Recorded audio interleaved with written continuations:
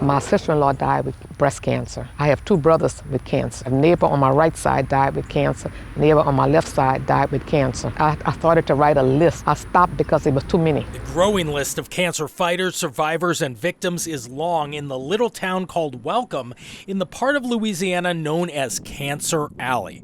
On this road, Sharon Lavigne's front yard is hard to miss. It's a fight that's in me, and I'm not going to stop. Relative to the size of the country, this corridor is actually quite small, consisting of only about 100 miles from New Orleans to Baton Rouge. But according to a study in the International Journal for Environmental Research and Public Health, this area, Cancer Alley, actually consists of more than 100 plants and about a quarter of all the nation's petrochemical production. I'm pretty sure a lot of our ancestors are buried there. The retired school teacher from St. James Parish took us to the spot where a company known as Formosa wants to build a mega factory right under the welcome sign.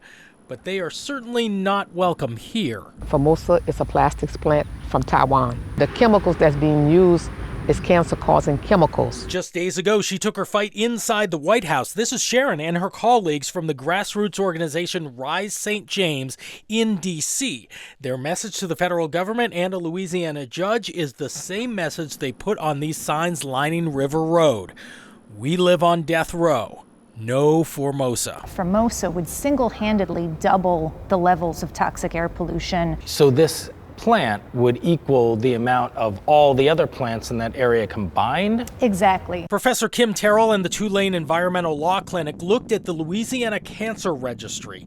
It showed that toxic air pollution here in the state's most polluted neighborhoods lead to at least 85 more cancer cases each year than anywhere else in the state. Obviously, there's financial interest in building these plants. The DEQ is the Department of Environmental Quality. It has a duty to protect the health, safety, and welfare of the people. But now a judge has just killed the DEQ's air quality permits for the plastics megafactory, effectively killing the project, directly citing the work of Sharon and Rise St. James. It's something inside of me telling me to fight. We have our facts about the emissions and about ethylene oxide. Formosa told me they are looking into all legal options to get a new permit.